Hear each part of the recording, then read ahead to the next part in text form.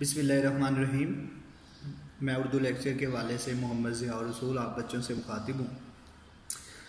अच्छा बेटा, आज हम जिस मौजू पे बात करेंगे, जो पढ़ेंगे, वो है कहानी नवीसी।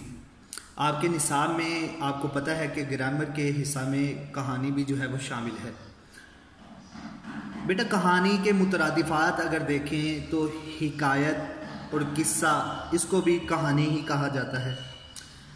जब से इंसान ने बोलना सीखा है तब से कहानी सुनने और सुनाने का जो अमल है वो जारी है।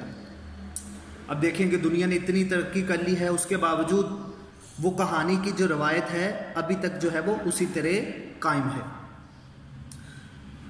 जो उस वक्त के जो हुक्मरान होते थे, जो बादशाह होते थे, उन्होंने अपने यहाँ मुलाजिम रखे होते थे, किस्सा गो रखे होते थे, कहानी पढ़ने वाले, दास्तान पढ़ने वाले। वो उनसे कहानियाँ सुनते थे और कहानियाँ सुनने के बाद उनको जो है वो उन्होंने उनकी तनख्वाह जो है वो मुकर्रर की हुई थी। उनको वजीफा देते थे, तनख्वाह देते थे या इनाम दिया जाता था। अच्छा, कहानी का सिलसिला जो है वो इसी तरह चलता रहा और अब कहानी ने जो है वो तरक्की याफ्ता शक्ल इख्तियार कर ली है। यानी इसकी तरक्की याफ्ता शक्ल को हम क्या कहेंगे कि कहानी ने जो है वो अफसाने की शक्ल इख्तियार कर ली, नॉवल की शक्ल इख्तियार कर ली, ड्रामे की शक्ल इख्तियार कर ली। अच्छा, फिर बेटा आपको पता है कि जब हम छोटे थे या आप बच्चे हैं अब, और हम भी जब छोटे थे तो हम भी बड़े शौक से अपनी दादी दादा से, नानी नाना से जो है वो बड़े शौक से कहानियाँ सुना करते थे। वो कहानियाँ जो थी वो बड़ी सबक आमोज़ होती थी, उसमें बड़े अखलाकी पहलू होते थे जिससे बच्चे की जो है वो बहुत अच्छी तरबियत हो जाया करती थी। तो ये कहानी का सिलसिला जो था वो बहुत अच्छा था, उसमें बड़ी अखलाकी किस्म की और बड़ी सबक आमोज़ कहानियाँ जो हैं वो होती थी, जो बच्चों को सुनाई जाती थी।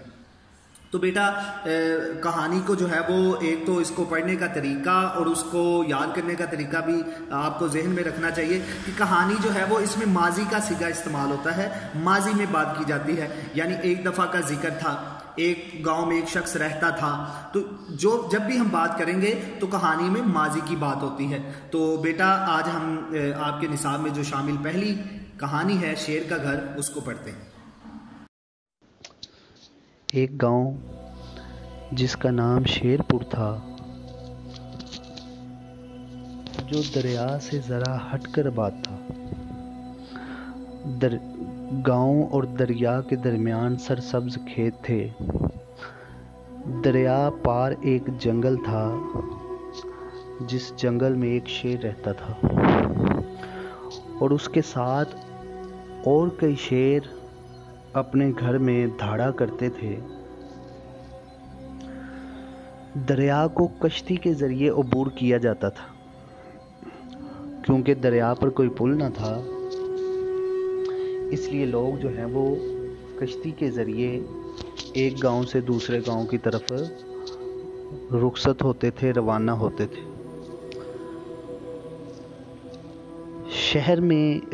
शेरपुर में एक बढ़ई रहता था जो अपने काम में उस्ताद माना जाता था। एक दिन उसे लकड़ी का पिंजरा बनाने की ज़रूरत पेश हुई। उसने अलग सुबह अपने बेटे को साथ लिया और दरिया के पार जंगल में चला गया। एक दरख्त से लकड़ी काटी और पिंजरा बनाने में मसरूफ़ हो गया कि वहाँ एक शेर आ गया और कहने लगा, क्या मियाँ, क्या बना रहे हो? भाई ने जवाब दिया, जंगल के बादशाह का घर बना रहा हूँ। शेर ने कहा, इस छोटे से पिंजरे में हम कैसे समा सकते हैं? मैं कैसे इस छोटे से पिंजरे में रह सकता हूँ? बढ़ई ने कहा, जंगल के बादशाह, इसमें दाखिल होकर देख लीजिए।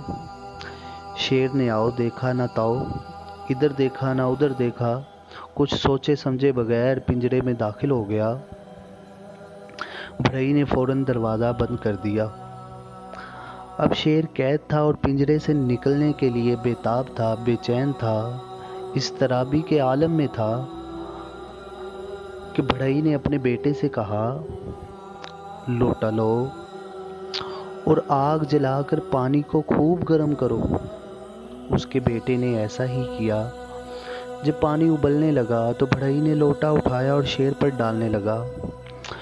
جوں جوں وہ ابلتا ہوا گرم پانی شیر پر پڑتا تو وہ اور تڑپنے لگ جاتا، حتیٰ کہ اس کے بدن کی کھال تک جل گئی اور وہ بڑی بری حالت میں گر کر بے ہوش ہو گیا۔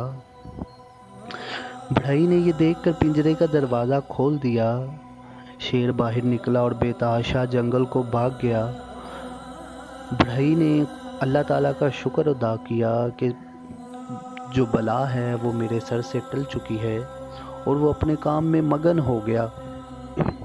تھوڑی ہی دیر گزری تھی کہ جنگل میں سے 3 شیر آتے ہوئے اسے دکھائی دیے۔ بڑھئی اور اس کا بیٹا جو تھا وہ درخت پہ چڑھ گیا۔ شیر درخت کے نیچے، انہیں درخت پر چڑھنا نہیں آتا تھا، اس لیے وہ نیچے اس کو دیکھ رہے تھے۔ آخر جلا ہوا شیر نیچے کھڑا ہو گیا، دوسرا شیر اس کی پیٹھ پر چڑھ کر کھڑا ہو گیا۔ بڑھئی نے دیکھا کہ اب ہماری خیر نہیں۔ اس نے چلا کر کہا، لوٹا لاؤ۔ یہ سننا تھا کہ نیچے والا شیر بھاگا، اوپر والے دونوں شیر بھی اوپر نیچے گرے اور بھاگ نکلے اور جنگل میں جا گھسے اور پھر ادھر آنے کی کبھی کوشش نہ کی۔ بڑھئی کی حاضر دماغی نے نہ صرف شیروں کو بھگا دیا بلکہ یہ ثابت بھی کر دیا کہ انسان جنگل کے بادشاہوں کا بھی بادشاہ ہے۔ تو بیٹا یہ کہانی تھی، اس کو آپ نے اچھے طریقے سے یاد کرنا ہے۔ اگلے لیکچر تک کے لیے اللہ حافظ۔